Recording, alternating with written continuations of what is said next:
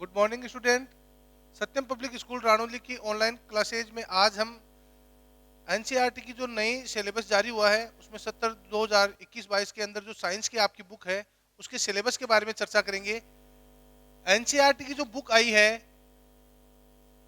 उसकी जो साइंस की बुक आपके 10th क्लास साइंस की बुक है उसमें 15 चैप्टर आपके ऐड किए हैं। हम प्रत्येक चैप्टर की बात करेंगे, कौन से चैप्टर में क्या क्या चीजें आएंगी और 15 चैप्टर्स के नाम क्या है। सबसे पहले बात करते हैं रसायन विज्ञान केमिस्ट्री के अंदर आपके 5 पार्ट दिए हैं। रसायन विज्ञान में आपके 5 पार्ट दिए हैं। पहला जो चैप्टर है वो आपके है रासायनिक अभिक्रियाएं। रासायनिक अभिक्रियाएं, रासायनिक अभिक्रियाएं एवं समीकरण, ये आपकी बुक का पहला चैप्टर है जो आप अपनी माध्यमिक शिक्षा बोर्ड की बुक के अंदर पढ़ते थे। सेम चैप्टर ऐसा का ऐसा है। इसके अंदर हमें रासायनिक अभिक्रियाएं कितने प्रकार की होती हैं, कौन कौन से उसके भाग होते हैं, उनके बारे में अध्ययन करेंगे। दूसरा जो चैप्टर है, दूसरा चैप्टर आपके आता है अम्ल क्षार एवं लवण का। अम्ल क्षार एवं लवण, एसिड बेस एंड मिनरल्स, ये तीन अम्ल क्षार एवं लवण तीनों के बारे में अध्ययन करेंगे। अम्ल क्या होते हैं, क्षार क्या होते हैं और लवण कैसे बनते हैं, इन तीनों के बारे में हम इस पार्ट में चर्चा करेंगे। तीसरा जो चैप्टर है वो आता है धातु एवं अधातु का। धातु एवं अधातु आपके सिलेबस के अंदर ये चैप्टर है धातु एवं अधातु, वो नया ऐड किया गया है।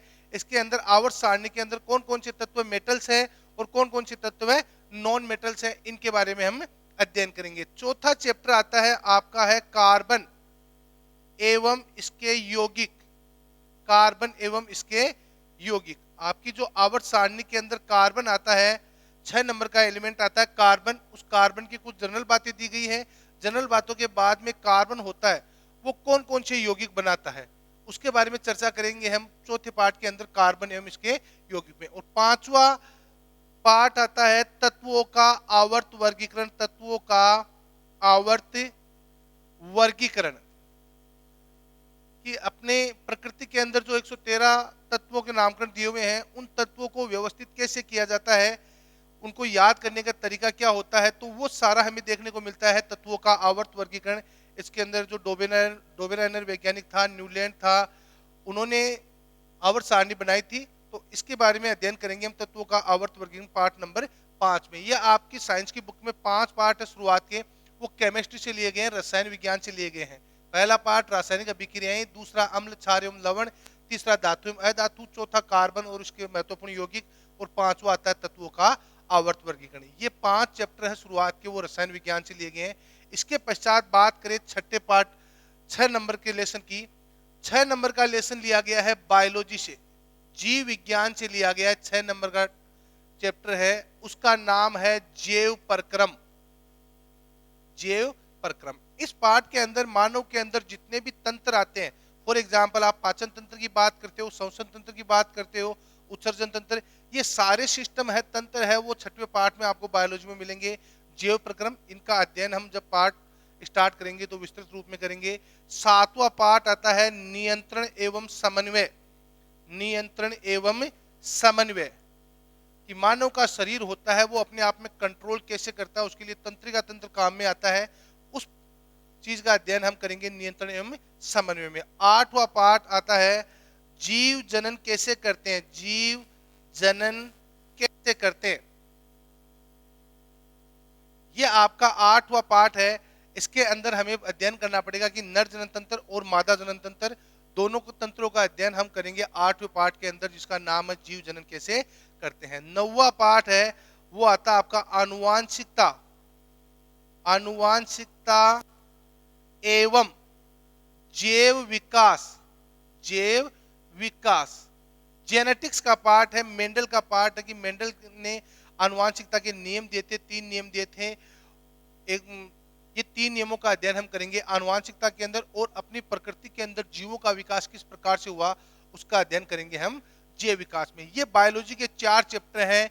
6वां चैप्टर है वो जैव प्रक्रम का है, 7वां नियंत्रण एवं समन्वय का है, 8वां जीव जनन कैसे करते हैं, 9वां चैप्टर है आनुवांशिकता एवं जैव विकास का। ये बात हुई बायोलॉजी की। अब तीसरी बात करते हैं हम फिजिक्स के अंदर कौन कौन से चैप्टर ऐड किए गए हैं?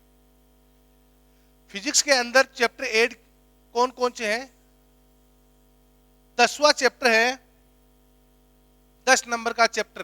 फिजिक्स की बात करें भौतिक विज्ञान की, तो उसके अंदर 10वां चैप्टर है विद्युत का, इलेक्ट्रिसिटी। 10वां पार्ट आएगा वो इलेक्ट्रिसिटी का आएगा। इसके अंदर विद्युत धारा कैसे है, उसके कौन कौन से आवेश होते हैं, कौन कौन से इसके अंदर एक ओम का नियम आता है, वो सारी बातें हम अध्ययन करेंगे किसमें? विद्युत वाले पार्ट में। 11वां पार्ट आता है, वो आता है मानव नेत्र, मानव नेत्र एवं रंग बिरंगा संसार, रंग बिरंगा संसार।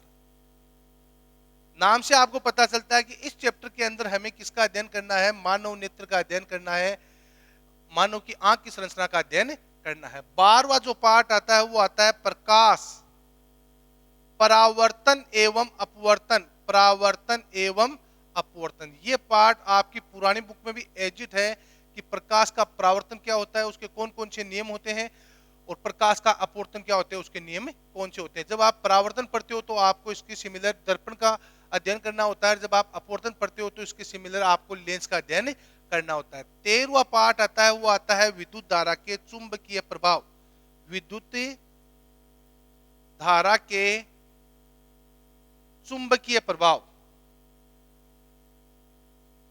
ये आपका 13वां पार्ट है। ये 4 पार्ट आपके आते हैं फिजिक्स के अंदर से आते हैं। पहला पार्ट आता है विद्युत आता है, दूसरा मानव नेत्र रंग बिरंगा संसार, तीसरा आता है प्रकाश परावर्तन एवं अपवर्तन, और चौथा आता है विद्युत धारा के चुंबकीय प्रभाव। ये 4 पार्ट आपके फिजिक्स के हैं। अब लास्ट के जो पार्ट बचते हैं वो आते हैं जनरल साइंस के अंदर। जनरल साइंस में 14वां पार्ट आता है। जनरल साइंस के अंदर 14वें पार्ट की बात करें तो ऊर्जा के स्रोत, ऊर्जा के स्रोत, प्रकृति के अंदर ऊर्जा के कौन कौन से स्रोत हैं उनके बारे में अध्ययन करेंगे। 15वें पार्ट की बात करें तो 15वां पार्ट आता है हमारा पर्यावरण, हमारा पर्यावरण, ये 15वां पार्ट है। और लास्ट पार्ट आपका है वो है प्राकृतिक संसाधनों का उपयोग, प्राकृतिक संसाधनों का उपयोग। ये 3 पार्ट आपके जनरल साइंस के हैं। टोटल पार्ट आपके 16 चैप्टर है। 16 चैप्टर कौन कौन से मैंने आपको बता दिए कि शुरुआत के जो 5 चैप्टर हैं वो केमिस्ट्री के आएंगे। उनमें पहला पार्ट आपका रासायनिक अभिक्रियाओं का है, दूसरा अम्ल क्षार और लवण का है, तीसरा धातु और अधातु, चौथा कार्बन और उसके यौगिक, 5वां पार्ट तत्वों को आवर्त सारणी में वर्गीकृत कैसे किया गया, 6वां पार्ट बायोलॉजी से आएगा जैव प्रक्रम जिसके अंदर हम सभी सिस्टम पढ़ेंगे, 7वां पार्ट नियंत्रण एवं समन्वय कि मानव का शरीर कंट्रोल कैसे करता है, 8वां पार्ट है जीव जनन कैसे करते हैं कि मनुष्य के अंदर 2 तंत्र होते हैं, जो नर के अंदर नर जनन तंत्र होता है, मादा के अंदर मादा जनन तंत्र, उसके बारे में अध्ययन करेंगे। 9वां पार्ट है आनुवांशिकता एवं जैव विकास जेनेटिक्स।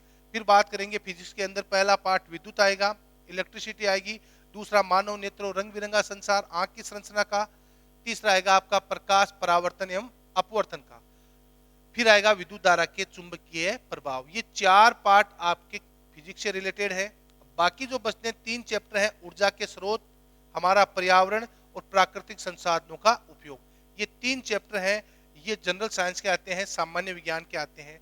ये आपका सिलेबस 10th क्लास की जो एनसीईआरटी की बुक चलेगी सेशन 2021-22 के अंदर, उसके अंदर आपका साइंस का ये सिलेबस है। अगली वीडियो के अंदर हम एक नया टॉपिक लेंगे, कंटिन्यू पार्ट का अध्ययन करेंगे, रसायन विज्ञान से स्टार्ट करेंगे, रसायन विज्ञान से। उसके अंदर हम आपका जो पार्ट नंबर 4 है कार्बन एवं इसके यौगिक, कार्बन एवं इसके यौगिक,